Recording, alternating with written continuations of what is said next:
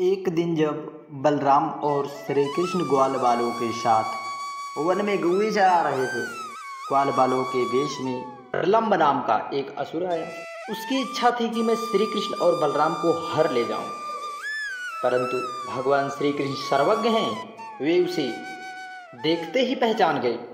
फिर भी उन्होंने उसका मित्रता का प्रस्ताव स्वीकार कर लिया, क्योंकि भगवान श्री कृष्ण की महिमा ही अद्भुत और निराली है। वे देखिए एक असुर को भी किस प्रकार अपने मित्र के रूप में स्वीकार करते हैं। वे मन ही मन यह सोच रहे थे कि किस युक्ति से इसका वध किया जाए। ग्वाल बालों में सबसे बड़े खिलाड़ी, खेलों के आचार्य श्री कृष्ण ही थे।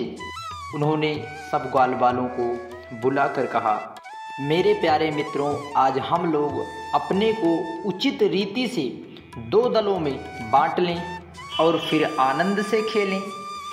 उस खेल में ग्वाल बालों ने बलराम और श्री कृष्ण को नायक बनाया। कुछ श्री कृष्ण के साथ उनके साथी बन गए और कुछ हलधर बलराम जी के। फिर उन दोनों ने तरह तरह से ऐसे बहुत से खेल खेले, जिनमें एक दल के लोग दूसरे दल के लोगों को अपनी पीठ पर चढ़ाकर एक निर्दिष्ट स्थान पर ले जाते थे। जीतने वाला दल चढ़ता और हारने वाला दल ढोता, अर्थात उनकी पीठ पर बैठता। जो हार जाता और जो जीतता हारने वाले की पीठ पर बैठ जाता।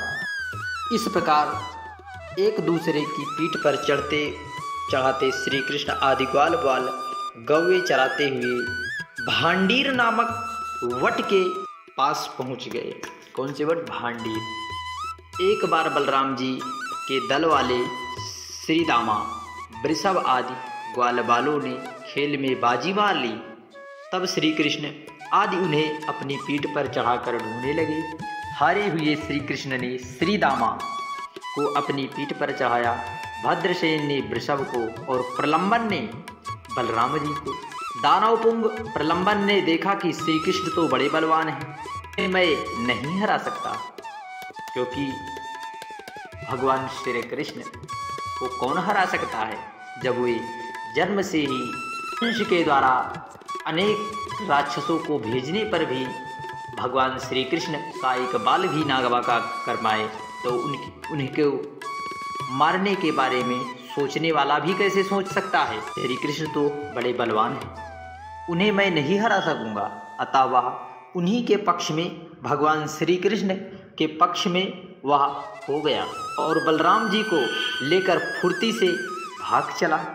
जब बलराम जी को वह फुर्ती से लेकर भाग चला और पीठ पर से उतारने के लिए जो स्थान नियत था उससे आगे निकल गया।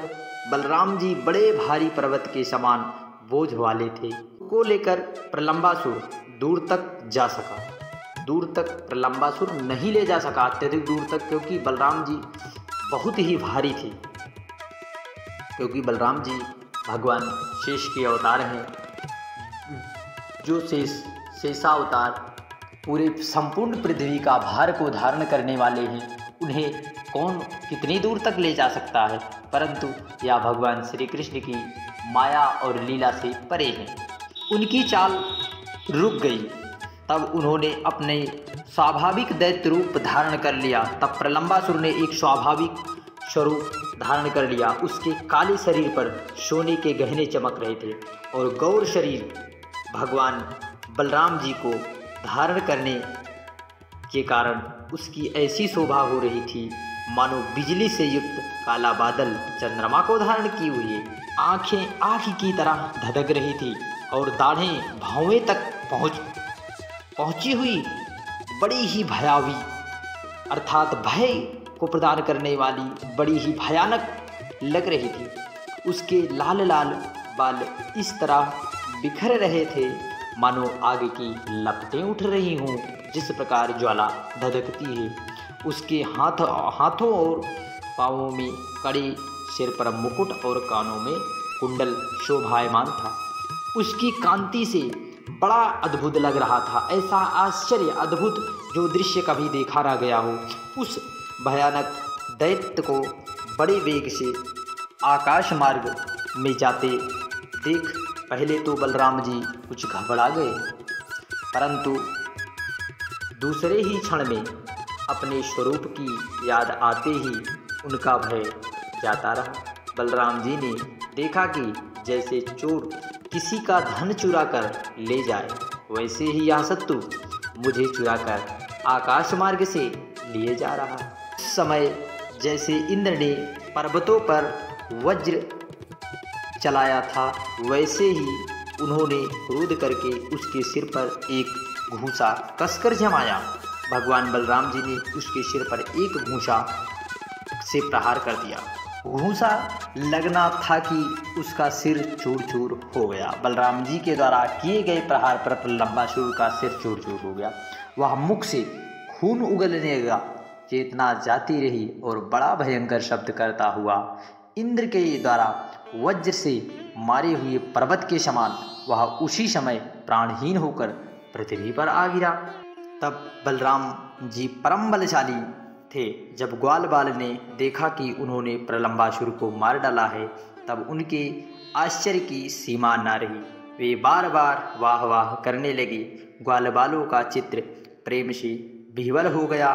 वे उनके लिए शुभ कामनाओं की वर्षा करने लगे, मानो मनो मार कर लौटाए हूँ, इस भाव से आलिंगन करके प्रशंसा करने लगे। वस्तुतः बलराम जी ने इसके योग्य ही थे। प्रलंबासुर मूर्तिमान पाप था, उसकी मृत्यु से देवताओं को बड़ा सुख मिला। वे बलराम जी पर फूल बरसाने लगे और बहुत अच्छा बहुत अच्छा बहुत अच्छा किया यह कहकर प्रशंसा किए।